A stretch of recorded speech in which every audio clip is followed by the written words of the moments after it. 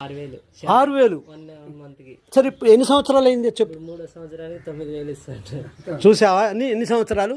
3 సంవత్సరాలు 9,000 ఇస్తాను. నేను ఇదే కాన్సెప్ట్ చెప్పరా, ఒక 100 కోళ్ళు పట్టుకొని 3 సంవత్సరాలు 1000 కోడి అయింది. 1000 కోడికి ఎన్ని గుడ్లు వస్తాయి తెలుసా? 300 గుడ్లు వస్తాయి. 300 గుడ్లు అంటే గుడ్డు వచ్చి నీకు 15 రూపాయలు వేసుకో, ఎంత వస్తుంది? 450 రూపాయలు వస్తాయి. రోజుకి 500 రూపాయలు వస్తాయి. ఏది 1000 కోడికి. కానీ గుడ్లు ఒక్కటే కాదు, పిల్లలు వస్తే మళ్ళీ డెవలప్ అవుతాయి. వాళ్ళు లక్షాధికారి అయిపోతాడు 2 సంవత్సరాల్లోనే. 1 సంవత్సరంలోనే అయిపోతారు కోళ్ళు పెంచుకుంటే. మరి ఏది కరెక్ట్ ఇది అంటే వాళ్ళ కాన్సెప్ట్ ఏంటంటే వాళ్ళకి తెలియాలి అది బిజినెస్. ఇప్పుడు అందుకే మా బావ కూడా బిజినెస్ పెట్టిండు, వచ్చి గొర్రెపొడేళ్ళు బిజినెస్ పెట్టాలా. కానీ దాంట్లో బెదరొద్దు, మైనస్లు ఉంటాయి, రోగాలు వస్తాయి, చచ్చిపోతాయి. మనం తొందరపడి వాటిని మనం అవాయిడ్ చేయొద్దు. దాంట్లో లాజిక్ నేర్చుకోవాలి, ఎందుకు వచ్చింది, ఎందుకు పోయిందంటే అప్పుడు మళ్ళీ డెవలప్ చేయాలి. పొటేల్ బిజినెస్ చేస్తాను ఇప్పుడు మా బావ. పొటేలు అప్పుడు స్టార్టింగ్లో షాప్లో చేస్తే 10,000 అట్లా ఎత్తున్నారని బంద్ చేసి 1,00,000 రూపాయలు ఇన్వెస్ట్ పెట్టి ఒక 20 పొటేలు తెచ్చి. వెరీ గుడ్, మంచిది. పొట్టేలు తొందరగా ఎదుగుతాయి కనుక లాభాలు ఎక్కువ. పొటేలు ఏం పెద్ద అయినా అంతే కదా.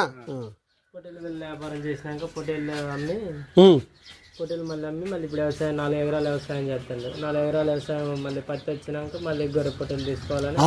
అది తెలివిగల్లోడు శ్రమపడి ముందు మూలధనాన్ని సంపాదిస్తాడు. ఎవరి దగ్గర తీసుకోడు. మళ్ళీ శ్రమపడి ముందు మూలధనాన్ని సంపాదించి ఆ మూలధనాన్ని తక్కువైనా పెట్టుబడి పెట్టి శ్రమపడి డెవలప్ చేసుకుంటూ పోతాడు. ఒకప్పుడు టాటాలు, అద్వానీలు, అంబానీలు ఉన్నారు. వాళ్ళందరూ కోట్లు పెట్టుబడి పెట్టి సంపాదించారా? టీ అమ్మారు, నాన్ రొట్టె అమ్మారు, పాలు అమ్మారు. వాళ్ళు ఈరోజు కొన్ని లక్షల మందికి ఉద్యోగాలు ఇచ్చే స్థితికి వచ్చారు. అంటే మనిషి కష్టపడితే ఎంత ఉపయోగం అర్థమైందా? కష్టం అంటే ఎలా పడాలా?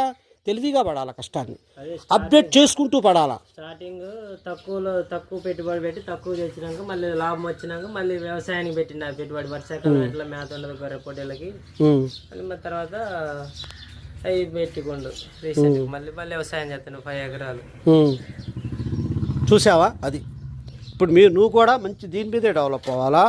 నీకు నిజంగా చెప్పు సార్, ఈ రోజుల్లో కోట్ల మంది ఉన్నారు పాలు తాగేటోళ్ళు. అన్ని లీటర్ల పాలు వస్తున్నాయా? ప్యూర్గా గేదెల నుంచి, ఆవుల నుంచి వస్తున్నాయా? రాక ఏం చేస్తున్నారు?